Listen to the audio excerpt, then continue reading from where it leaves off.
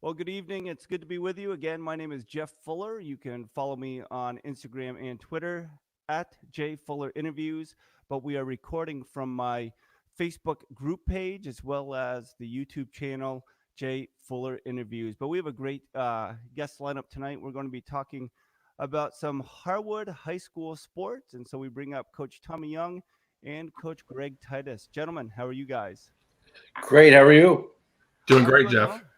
So, Greg, you mentioned off air that you've been reading a lot of books. How many books do you get through in a year? Oh boy. Um, I don't know. I would say probably somewhere in the neighborhood of 75, give or take. I've always read a lot, and it's probably gotten even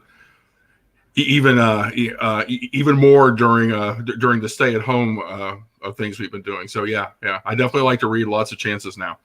So, Greg, let's talk about your genres. Do you like to mix it up, or do you kind of stay specific with certain types? No, I like to read a lot of different things. I like to read biographies. I'm reading actually it's a fantasy series called Discworld, written by Terry Pratchett. And there's three actually four books at the end which sort of talk about science and yeah. So no, I like to read as anything that seems interesting to me. Now, I say this tongue in cheek, but do you read these out loud to Laura, or is she pleased just to have you read these on your own in your own corner? I'm sorry, what was that? Do you read I, these out loud to your wife, or oh no. Laura has her own reading habits, so no, she's reading. She and I are reading at the same time. Well, hey, we had the privilege of being a part of the Harwood girls basketball team. I was fortunate enough to be an assistant to the assistant on the JV team. But Tommy, I just want to pull you up. I don't know if you could see in the background. We got some new studio lighting, which I'm still trying to figure out, but it puts a glare on the TV. If you can see in this picture, it's Ella Gannon giving her mom a hug after that state Yeah. semifinal game. Could you just talk specifically about your seniors and just seeing the family reaction, specifically with that last game that we had at the Barry Auditorium, beating the number two seed, North Country. Yeah. I think that picture kind of sums up. When you see as a parent. I mean, we're all parents in this, and when you see your kid like not only want to set a goal, but then to work hard to get the goal, you become so proud and so vested in that because you know what it takes to achieve difficult goals. And I think winning at Barriott is a difficult goal. I think 3 years ago these seniors would have felt it was probably unrealistic. Even to say. And but so I think that just shows, like, I mean, the joy that a parent gets when they see their kid work for something, and just take pride in what they're doing.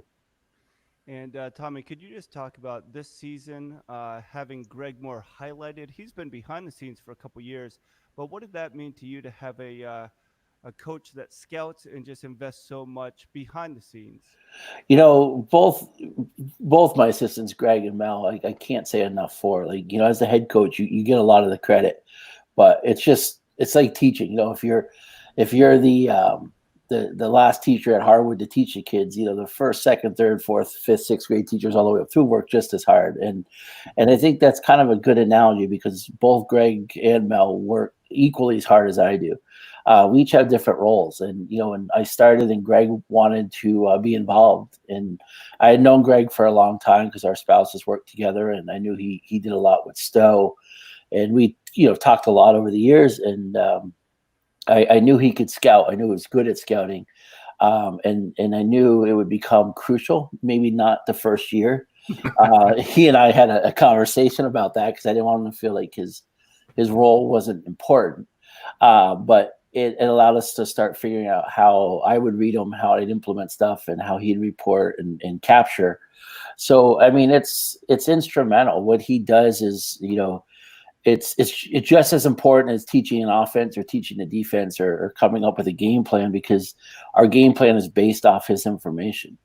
So the fact that he goes and travels so much and puts in the time, and we get to see the kids play. That's like the present from the hard work, and he's doing all the hard work, and he didn't always get to see the present. So I was psyched that he got to see so much more of it this year. So, Greg, question for you, looking specifically at Tandem Nelson behind me. just scouting players, when you see a phenomenal athlete, then you see specifically for Harwood, she turns a corner into a basketball player. How do you scout for players like that we play against? But how do you think teams scout us when they see players like Tatum Nelson on the floor? Well, yeah, I think that's always. I think part of scouting is obviously you're watching our opponents and you're watching how they play, but also you're thinking, okay, so how do they match up with us? And I think what really helped me in terms of scouting this year, being involved with practices on a daily basis. I think my scouting reports were a little more focused because I knew I had a much better of what we had.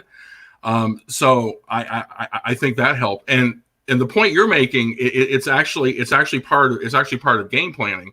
Is that that's one of the things we talk about? Is okay, so we think they're going to have a hard time guarding Tandem. They're going to have a hard time matching up with our bigs. They're going to have a hard time pressing us. And again, it's different. It's different for different teams, and that's what was so great about our team this year is that we could adjust from game to game like that, and 90% of the time they did exactly what we asked them to do. And Tommy, here's another sophomore blonde on the team. On the screen, they probably look the same, but Emma Ravlin. Could you just talk, Tommy, about bringing up young players and then having them contribute not just this year, but really building off their freshman season? Yeah, I mean, Emma has grit, and every good team has a couple players with grit, and she's got that toughness that's controlled, and in many ways, there's always that need to make sure it's with using it appropriately, but she's so talented. She could start on probably any team, and she was coming off the bench most of the year, and she never complained, never said. She's one of the best free throw shooters on the team. She makes smart plays. She knows how to get out on the break. She matches the style we were playing so well. So yeah, it's just vital when you have young kids that can contribute right away, have the ability to contribute physically, and you're going to have them for 3 or 4 years on your team. So, Greg, I'll start with you and Tom, and then the same question for you. Love of basketball. I'm a basketball junkie. Greg, we could talk for hours, if not weeks, about the sport of basketball. Where did that love first begin? I just played everything when I was a kid. I played. I mean, where I grew up, we played soccer. I played a little bit of football. I played basketball in the winter. I played baseball in the spring. What I liked about basketball is that you could work on it by yourself. And I worked incessantly on my shooting. And also I was sort of an average athlete. I understood the games really well, but my brain would tell my body to do something, and my body would go, no, I can't get there. So I sort of thought about being in terms of a coach like that from a pretty young age. And so I was told that I would make a great coach one day because I knew what to do. I just could not do it. When did you realize that Father Time is undefeated, but you still wanted to be a part of athletics? For me, I played. I moved back to Stowe when I was 19, and we played. I played pickup basketball for probably 5 or 6 years. We played Stowe High School, and we played at the legendary Stowe outdoor courts. Yeah. Of course, where you could always get a game. So no, I kept playing for a while. So yeah, I've just always enjoyed basketball. And Tommy, for you, as an educator, what we shared before about how you just used a lot from teaching into teaching basketball. Where did that love come from? Was that just being competitive with your siblings? Did your parents force you to play when you were younger? Where did that love of coaching and basketball come? No, for me, it's kind of the same in the sense I love sports. I'd play anything. I love competition. I always have. My dad, and I played basketball a ton growing up. I was probably best at baseball, but I got tired of baseball. But I had some good skills for baseball too. But my dad was 6'2", 6'3", and he used to beat the crap out of me playing basketball, and I loved it. But he wouldn't let me win, and in fact, we had a bet if I ever beat him, I could go to any basketball camp I ever wanted. And I don't know if I ever got to the camp, but I do know I've beaten them. So, but yeah, I think it comes from, my dad especially, and just love of sports. We always connected through sports. And then my brother Kenny and I played a lot. He's a year and a half younger, and he was a football player. But we would play different sports all the time. But I mean, I remember like wiffle ball became a season in our backyard, like with neighbors and stuff. It's just what we did. Sports was such a huge part. And I do find sports interesting because if you look behind me, Mia Cooper, she was a star athlete, senior for the Harwood girls varsity basketball program. But Tommy, you know that the stands were not full when you first started coaching.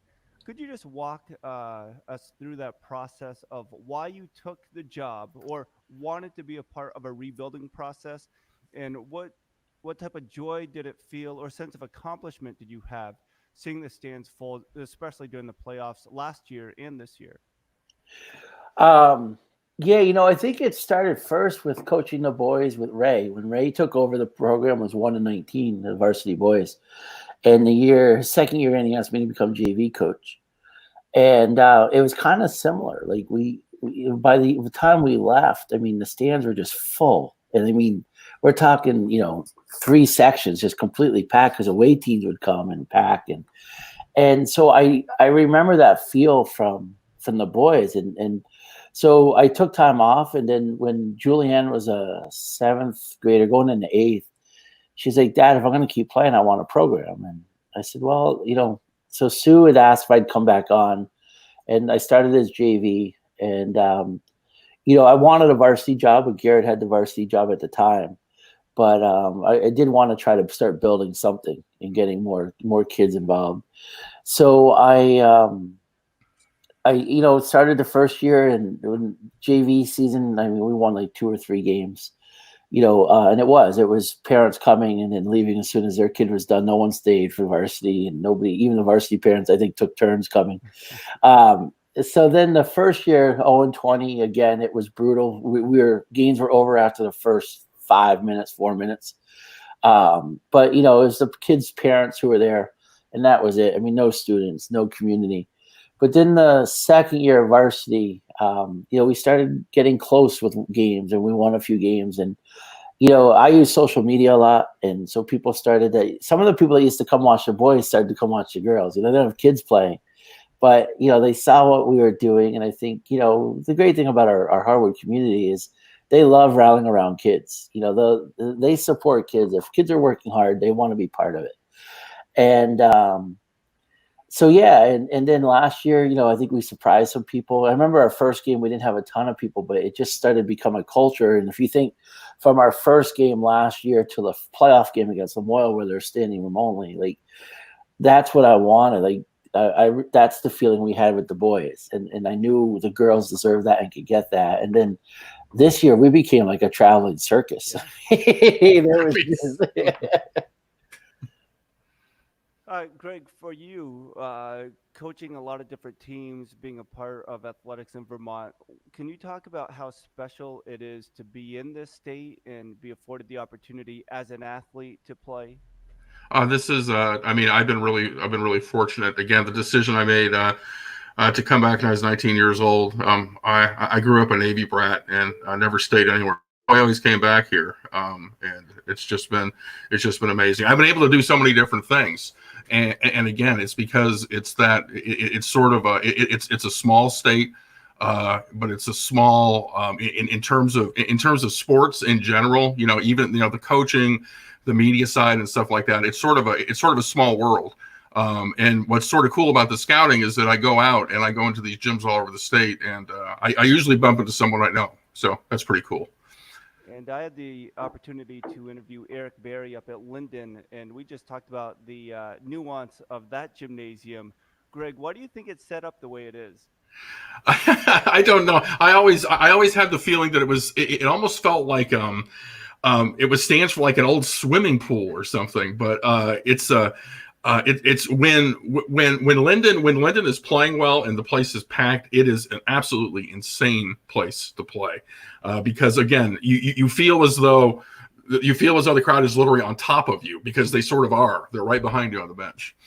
And Tommy, Eric shared a little bit about what it's like to be coaching when some places, Randolph, the fans, the parents, they are right on top of you and you are barely off the court itself. As a coach, how do you keep your players focused and how do you stay focused when everybody's just yapping in your ear? Um, so first, I think it helps being a teacher because when you're focused on something in the classroom and you're trying to work with one kid and eight others are trying to ask you something, you can drown out voices. They don't even realize you do it. And I don't. I mean, I say that to kind of be funny, but I think it's a skill set. And so it's funny, like during games, like sometimes I don't even know who's in the stands. Like I'll ask my wife, like, "Hey, were these people there today or whoever?" So you really get focused just on like the team and the players. There's so much going through your mind, like every second of the game, like subbing, like trying to figure out what's going on. Like if you want to adjust something, talking to the assistants, what do they see? Helping players through different things. So I think it's easy to ignore the voices. But also, I learned over the years when we get to a gym where parents can sit behind us, we spread our bags out 2 or 3 rows deep, and I mean, I bring extra laundry just to create space, and so you give yourself a little bit of buffer that way too. Parents this year were really is good, I think overall. I didn't really hear a ton of coaching from the stands. I mean, everybody always coaches, like you expect that. You're okay with that. But you didn't have people like when you're trying to talk yelling into the huddle or anything like that. I didn't, there's the first year I felt like I didn't have kids watching the stands during the game to Hmm. see and get advice from some. We had some players that really struggled with that over the years. And um, so, yeah, I think that's kind of the way of dealing with it. So, Tommy, let's get into the weeds a little bit. I loved how you really utilized your staff and you asked Coach Mel to be more about the offense and you took the defense. What led you to that change of philosophy or that opportunity? Um, once I get people around me, I kind of watch them. And if I trust them, I trust them. And I mean, I think from JV up, I mean, Mark, you, Greg, Mel, um, when I know I have the people around me that I can trust, it's not, I don't feel it's about me. Maybe people would disagree, but I think it's the idea of how do we obtain our goal, and our goal is to be at a certain level, and you utilize everyone's abilities to obtain that goal because it's not a one man show, it's not a one person show. But when we lost to Fairhaven last year, yeah, I was proud of the team in so many ways. I think that's why I was a little emotional because they did so many things, but at the same time, I was burning inside. Like, how do I not let my team be in that position again? And I realized we needed to be more versatile. And in order, instead of trying to do everything myself, I talked to Mel and said, "Hey, you take the offense. She'd been working with kids on shooting. I really want to focus on the defense, and so that's the reason I want that route. And Greg, for you, just being on staff, how important is it for you to feel valued? I mean, I know we love basketball. We would do it for free, which we do it for free sometimes, but just having a coach know and rely on you. How do you feel when you have the head coach saying, "Hey, can you help me out?" and he actually listens to you? Oh, well, that's great. No, I've been really lucky over the years with the different people I work with. I work with Peter Sakash, the girls soccer at Stowe, and with Evans Bouchard and Dave Smith in boys basketball at Stowe, and then with Tommy. But it's always nice to work with someone who recognizes what you do well and utilizes that. And that's certainly something that I felt from working with Tommy at Harwood.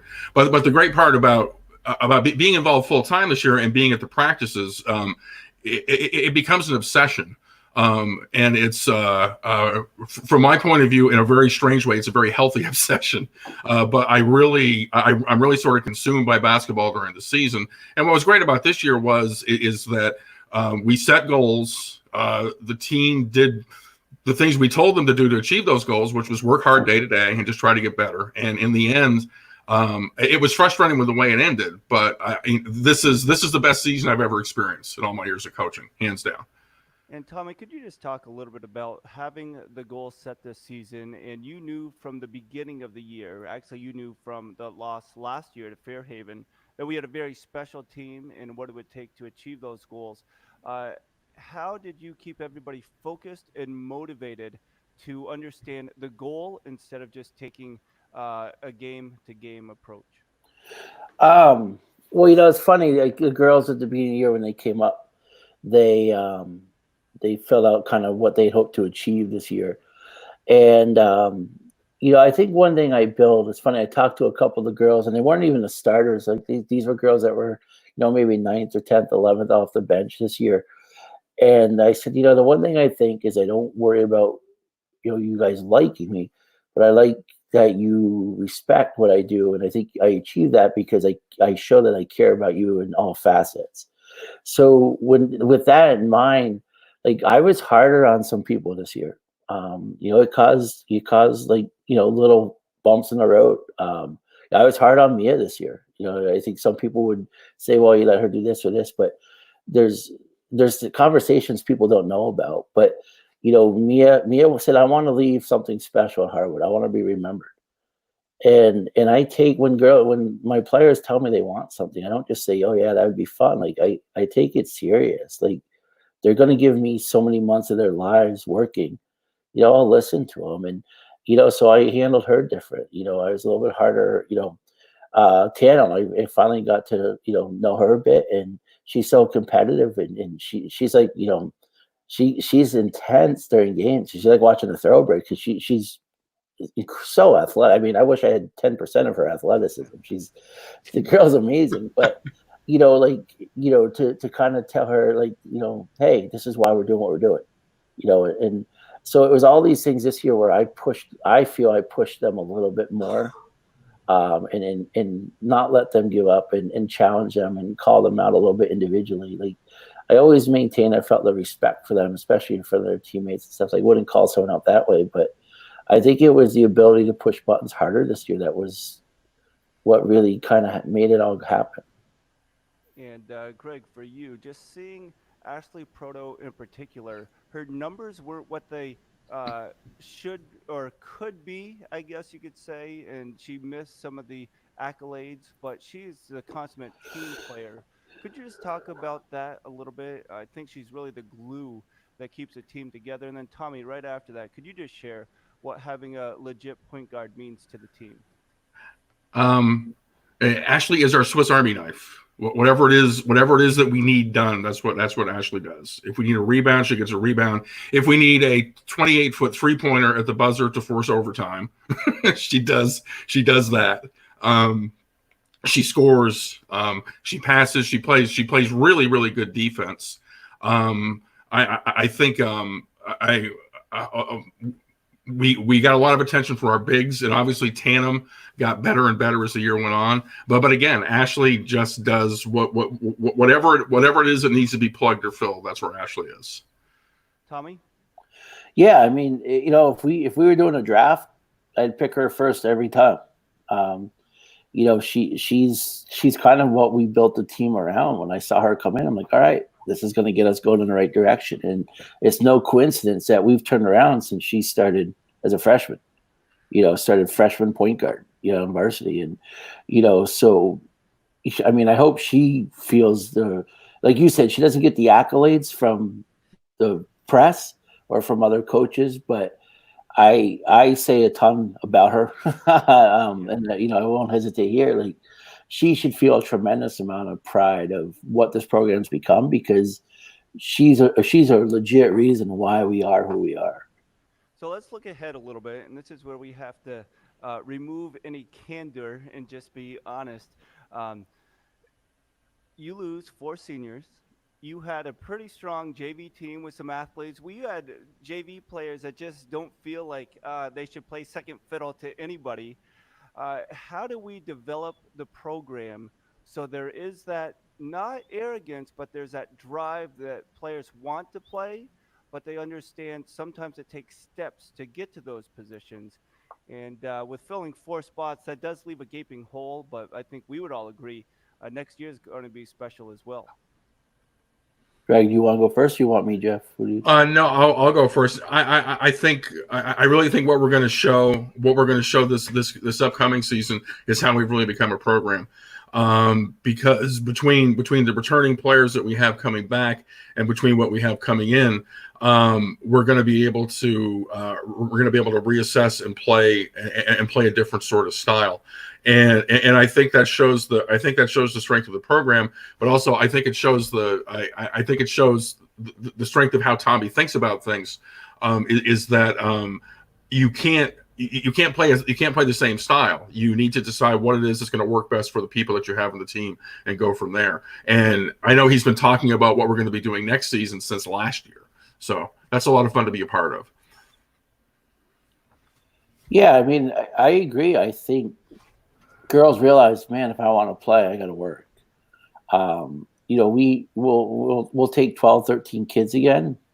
We're losing 4, but we probably have 7 kids that could fight for those 4 spots. Yeah. And then some of the kids that were on the team this year, if they don't work, they're going to get passed by. Just because you're a senior does not mean you will play. It's all about, and I think I showed that this year. Like, I don't worry about minutes or people pouting or people. I'm honest and I'm fair, and I'll put people out there that will help us achieve our goals. So I think the competition is just building in. I think the key though, Jeff, is communication. When you have this year for AAU, we were going to have 2 squads. We were going to have a couple freshman, sophomore, and junior squad, and then we're going to have a freshman squad. And there's some kids that could have easily played on the varsity, what we were calling the varsity squad. But it would have been everyone competing for the same position, and it happened to the point guard position. I had 4 guards, legit guards. And so instead of putting all 4 on one team and making an A and a B team, I put, 2 and 2. I put the 2 upperclassmen on the varsity one and kept the freshmen on the freshman one. But I talked to them. I said, girls, just because you weren't asked doesn't mean you can't. Right. I'm looking at big picture. What do I want for you to get? And you sitting on the bench where you could be playing all the time on the other team, just it's a no-brainer. AAU, we're not going for a trophy. We don't care about the T-shirt. We want experience and some playing time. So I think communication, like anything, if you can communicate well with your players and they understand why you're doing it, it makes them more comfortable, but it also eliminates them from coming up with theories. The JV kids that were coming up to the varsity for AAU, there was talk. People say, well, this kid got this because of this, or this, and it just naturally happens. I think it happens a lot with girls, especially. I've noticed the difference between coaching boys for 10 years and that. So I think when I can communicate it, it eliminates a lot of those problems. Yeah, there's an expression. It's some Christian author. He said there's no spiritual days off. And he said sometimes in the Christian life, people just want to be bad for that day, then just come back and be good for the rest of the week. But during this COVID-19 quarantine, what would you suggest to players to do to really work on their game without violating any VPA rules? So, there's some virtual coaching stuff that can happen. Kids will have an opportunity to do that. They can access that through Mel, which is nice because she's someone that doesn't, she's out of Texas, so she can work with the kids and do whatever she wants to do. So she's setting up shooting and ball handling stuff. And I have drills that I send them that they can do if they want. It's actually not hard to violate the VPA stuff because you can't be around anybody anyway. So it's the safest we've ever been as far as, not stepping over any lines or anything. But, dribbling, it's you don't need to be playing 5-on-5 to get better with your game. If you have, 45 minutes, an hour, a couple times a day or 2 hours a day, you'll get better. If you want to get really good, then you put in more time. But yeah, if you show up in November and haven't done anything and said, well, we were all isolated, you're going to have a lot of reflective time thinking about what you could have done because you won't be on the floor. Now, Greg, being a scout, what are some aspects of players that stand head and shoulders above other players, not necessarily their athleticism, but what do you think it is that when you see a team sets a girl apart that makes us worry or prepare for them more? I think I've worked with I've worked with girls. I've worked with girls and boys. I think I think the one thing I enjoy, and I love coaching, but I think what I enjoy about working with girls is that if girls think you know what you're doing, they'll do pretty much anything that you ask them to. So you have that, and then when you get the combination, when you get like a superior athlete, like Tandem, or you get basketball players, someone like Emma or Ashley or Mia.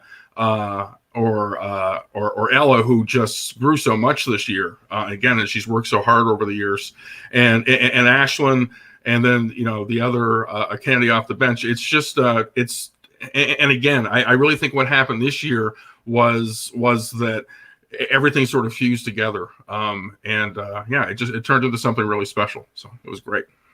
So let's get you out in a couple questions. But first, Tommy, what have you been doing during this quarantine besides building projects? And it looks like you're staying pretty active with that. Well, for me, I'm still teaching, working on teaching 5 to 6 hours a day. So, between I do a meeting every day with my class, which I think everyone's been attending.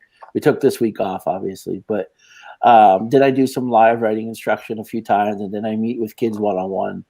And then I call every Friday. I have like a little mini parent conference where I call every parent and give them progress on how their kid's week went and see if they need anything. Again, that whole communication piece. So I've still been working. I mean, obviously I'm not putting in the 7-hour days probably, but it's close to it. And then, we have to do like communication. So I do a blog every day about the class, the day we did, and then plan for the next. So we're not around the students, but I'm still putting in a pretty solid work day. Now, Tommy, like myself, we both have seniors in high school, certainly a different time. What do you hope Julian and the other seniors learn from this strange, strange year? That even when things, seem terrible, they still have a lot of good things in their lives. I think is the big thing. Like, don't take things for granted. I think the value of family time. I think, to be honest, I'm kind of happy as a society. I think we've reset that a little bit. The fact that we've had, I don't know how many family dinners in a row now. I think it's just appreciate the little things. Like, I look at this as bonus time as much as, you love to see you're having those senior moments because you can't replicate those. And it is, it's disappointing. There's also benefits that come from not being able to do those things. And I think it's celebrating those things. And Greg, for you, the gray equals wisdom and maturity. And so from that wisdom and maturity, what could you tell not just to the seniors, but to all of us that are facing this new normal? You have to learn to be flexible in life. Again, you never ever would have thought you would think that something like this is possible in the back of your mind because you've read science fiction or maybe you've read some articles which talked about the possibilities of pandemics. But I think what happens is that you experience it. And then you learn to adjust. And like Tommy said, you find that some things are better. Obviously, I miss Tommy's with his family. We can't see our grandkids, which is unfortunate. But we still communicate with them. And again, Laura and I are spending a lot of time together, which is working out well. And again, it's different for every person, but if you adjust to make the best that you can, I think you're always going to get something positive out of it. And I know that with the Michael Jordan Chicago Bulls documentary, The Last Dance, looking forward to that and rewatching old videos. And I mean, that was the time period I grew up in. One thing that stood out to me is just the role players. And the last specific basketball question before we talk about the trip to the Barriade, how important is it for role players to know if they put in the work, they could have opportunity in future years? And yes, I am speaking about my daughter, but just overall, how important is it that kids know their role, but they're still working on their craft for that time? Tommy, we'll start with you. I think that's the balance of coaching is when you see kids, so you go in, you have your 6-7 person rotation, and and 6-7 may change every now and then, but it's 6-7 usually stays pretty consistent on any team throughout the year because everybody's working on their craft. But I think you have to acknowledge when people are working to get better and try to give them moments. And like I think of Jay. There was times where we tried some things, and there's games where I pulled her out kind of quick. There's other times we let her stay in for longer, like just trying different times. I think it's the same with Sarah. Like Sarah Bartolome wasn't getting a ton of time in the beginning of the year, but she got back to where I wanted her to be, and yeah, she played a lot of minutes, especially the playoffs and stuff. And played good minutes. So I think it's important to acknowledge work that's going on, to give them chances, but to also again let them know that, like, look, this is a process, and if you're especially a sophomore. I mean, the 3 sophomores on the team, 2 got a ton of time, 1 didn't. But I think they see big picture. I think Emily Semperbaum is another one. Like 2 years ago, she didn't play a ton. Then last year, I mean, she did JV, and then last year I mean, this year, she got some minutes sometimes. She worked her butt off. I know she worked her butt off. She did a lot of off-season stuff.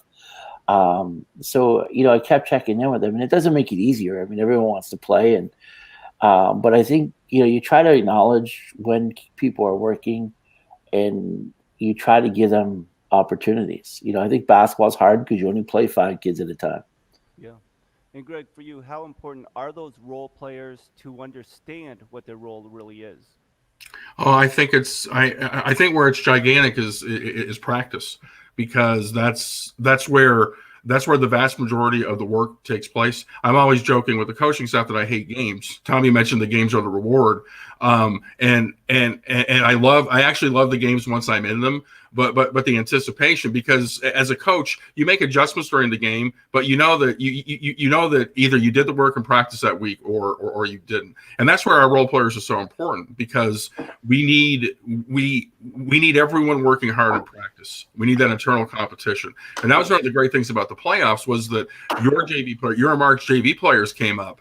And they were absolutely fantastic. I mean, they were one of the reasons I think why we played so well in the playoffs, was because they came up and they seemed really unimpressed with the fact that we were a varsity team that was trying to win a state championship. They did not treat us that way, which was really cool. Sorry, I'm just plugging in my computer.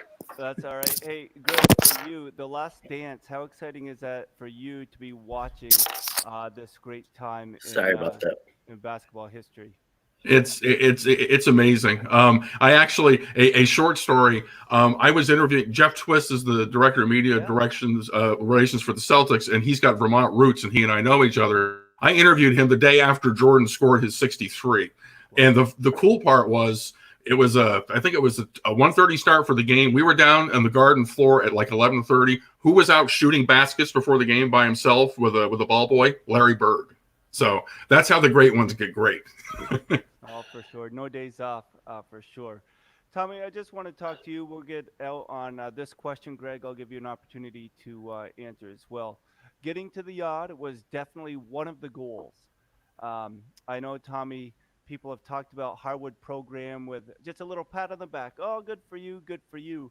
Yeah. But it seemed like we had unfinished business. Could you talk about that semifinal victory and what that meant for you? Yeah, I mean, there's so much with that semifinal victory. You want the kids to enjoy the moment, but you don't want them to just be happy to be there. I think I played up the underdog role. I like the underdog role. And I think Ray Drake taught me how to utilize when people say things, and even when it may not be intended the way they said it, you make it sound that way so that you can get kids focused. And so, yeah, I mean, I think I enjoyed the moment. I think I enjoyed the replay when I watched it at home with my wife even more, because I got to see the girls like pointing to each other when someone gave them a good pass, smiling, just high-fiving each other, charging the floor. Like, you don't see all that stuff during the game when you're coaching. I think during the game, the refs, I've known those refs for a long time. And I got the, it caught their eye a couple of times, and they just smiled, because they see the work you put in. I mean, I had a lot of refs come up this year and just say, Tom, it's really impressive what you've done here. And it's just, yeah, it was those small moments. Like, it was an intense situation, but I think making sure we all enjoyed it, and I certainly did enjoy it. But like I said, the replay just was just even more fun. And I think it's cool because I could sit with my wife. I mean, as hard as I work at it, she picks up the slack when I'm working on basketball, and so it makes it even that much more special. Definitely. And Greg, for you and I think we were trying to relive our glory days of player coaches, and we just said one of our dreams is to play at the Barry Auditorium. For you to be on that floor in a coaching role, what was that experience like? It's weird. When in a game, in every other game I've ever been involved with, and Tommy said this very well. It's you're in the game, and you hear the crowd, but you don't, and you're really focused on the game. That wasn't the case at the Odd. Every once in a while, the sort of background would seep in, and it was it was incredible. And then the other part that was really fun to watch was just to watch the team step up. I mean, and again, Tommy played this up very well. Oh, well, everyone says we're just happy to be here. Well, no, actually, we sort of think that we can that we can do something here, there's a lot of pressure. I mean, the Barry Auditorium is a really big deal, and for us to go on our first trip there, and to have everyone step up and do so many different things, which was the really nice part, and we got to play everybody. So yeah, it was incredibly enjoyable, to say the least. We got to play everybody with a 20-point win over the number 2 seed, and that was a ton of fun. As ESPN kind of highlighted the varsity team, it was awesome to see you guys. My daughter was on the floor and one of her friends, and they said, "Yeah, the only time we're on the floor, we're not going to be on ESPN." So you take what Oh you can yeah. get. Tommy, when everything was coming down and we found out that there was not going to be a championship game to be played, you had all the players in the gym just talk about those final moments of that semifinal victory. And you asked for 3 words, and I asked my daughter after. I said, "Jay, what 3 words were you thinking of?"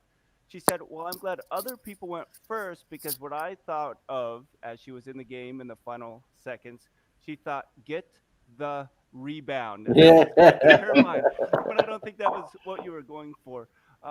That was a special time in that gym as things ended the way they did. Could you just share what led you to do that, and how did that make you feel hearing those players' responses?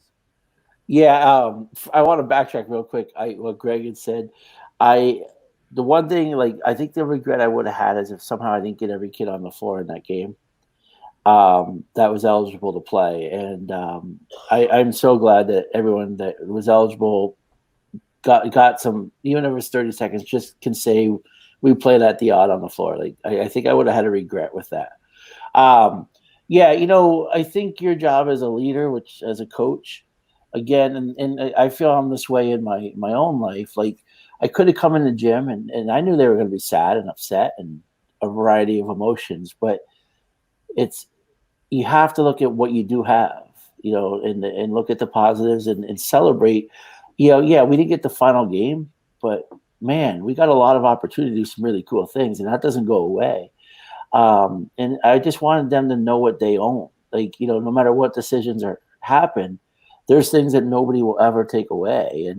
And I think that's the time you point these things out. You can be like, yeah, I can't believe it either, guys. I'm so disappointed. I feel bad for you.